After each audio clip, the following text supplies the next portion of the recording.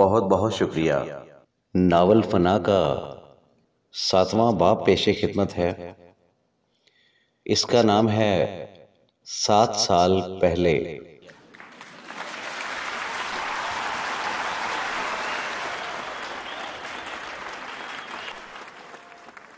بالکل اسی سے ملتا جلتا ایک دباؤ کمہار گمنام اور اس کی گھر والی دل آرام پر بھی تھا۔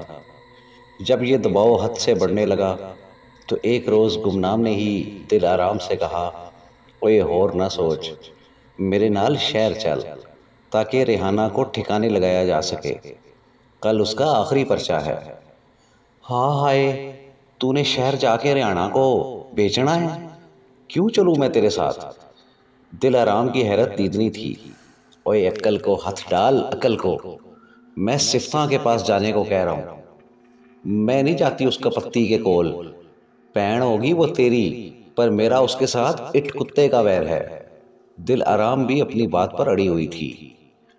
او ہو، پیڑیوں سے بچنا ہو تو کتوں کے ساتھ بھی یاری لگانی پڑ جاتی ہے، گمنام کے منہ سے نہ چاہتے ہوئے بھی نکل گیا تھا۔ پھر اس رات دیر تک دونوں میاں بیوی میں تکرار ہوتی رہی، مگر دل آرام کا دل جانے کیوں اپنی نند پر نہیں ٹھکتا تھا۔ وہ رہ رہ کر ایک ہی بات کرتی تھی، جئی پھپھے کٹنی تیری بہن ہے، وہی چالے میری بیٹی کو بھی سکھا دے گی۔ گمنام آخر تھک ہار کر لمبی تان کر سو گیا تھا۔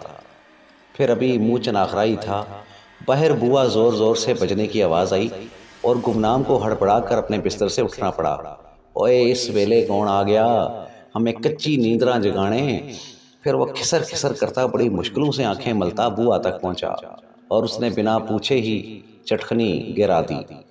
دروازہ کھلتے ہی ایک ادھیڑ عمر کا سفید پوش، جس نے مٹیالے سے رنگ کا کھیس اپنے ارد گرد اوڑا ہوا تھا، لپک کر اندر داخل ہو گیا اور اس نے آتے ہی گمنام کے منہ کو دونوں ہاتھوں سے دبا لیا۔ گمنام کا سا بند ہو گیا اور اس کی آنکھیں باہر نکل آئیں۔ گمنام اس کا ہاتھ منہ سے ہٹا کر دل آرام کو آلہ مارنے ہی والا تھا کہ کی تیز آواز کے ساتھ اس ادھیڑ عمر سفید پوش نے پھر اس کا منہ بند کر دیا، اور اس بار گمنام ہکا بکا ہو کر اس کے چہرہ کی طرف تکنے لگا اور اس کی آنکھیں حیرت سے پھیلنے لگیں۔ آنے والا نوبھارت سفید پوش کوئی اور نہیں، ریحانہ کے اسکول کا ہیڈ ماسٹر تھا۔ ماسٹر جی آپ؟ منہ سے ہاتھ ہٹتے ہی گمنام صرف اتنا ہی کہہ سکا، آہستہ بول مورکھ، وہ سن لیں گے۔ ماسٹر اللہ داد نے اس پر اسے جھڑک دیا۔ کون سن لیں گے ماسٹر جی؟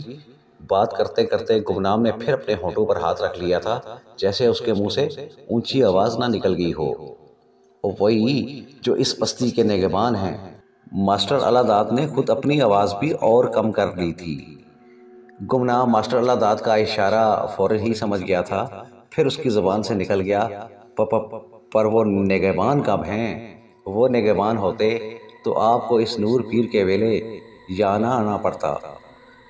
سچ کہتا ہے، پر ابھی جو کچھ کول ہے وہ سب سمیٹ کے شہر نکل جا اور ریحانہ کو وہیں کہیں چھوڑا۔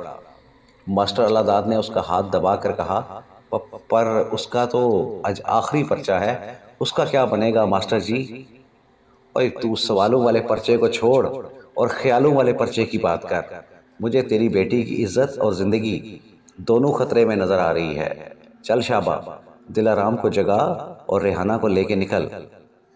میں نے عمران کے ابے کا سالم ٹانگا بک کرا لیا ہے، وہ تم تینوں کو شہر چھوڑ آئے گا۔ ماسٹر اللہ داد کے لہجہ میں کوئی ایسی بات ضرور تھی جسے محسوس کرتے ہی گمنام اندر کی طرف دوڑ پڑا اور اس نے بے سدھ پڑی دل آرام کے اوپر سے چادر کھینچ لی۔ دل آرام بستر پر ہڑبڑا کر اٹھ بیٹھی اور حیرانی سے گمنام کی طرف تکنے لگی۔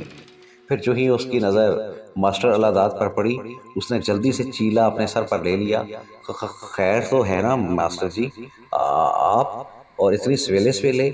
بولتے بولتے وہ کچھ آپ ہی اکی بکی سی ہو کر دونوں کے چہرے کی طرف تکنے لگی۔ جب ماسٹر اللہ داد نے اسے اپنی تشویش سے آگاہ کیا تو وہ ریحانہ کے کمرے کی طرف دوڑ پڑی۔ ریحانہ کو جگانے کے بعد وہ ایک ٹین کے بکسا میں تمام گھر والوں کے کپڑے بھرنے لگ گئی تھی۔ پھر تھوڑی دیر میں کمہار گمنام اور دل آرام ماسٹر اللہ داد کے ساتھ اس درخت کے نیچے پہنچ گئے جہاں عمران کا ابا ایک سالم تانگا لے کر کھڑا تھا۔ پھر وہ خاموشی سے شہر روانہ ہو گئے۔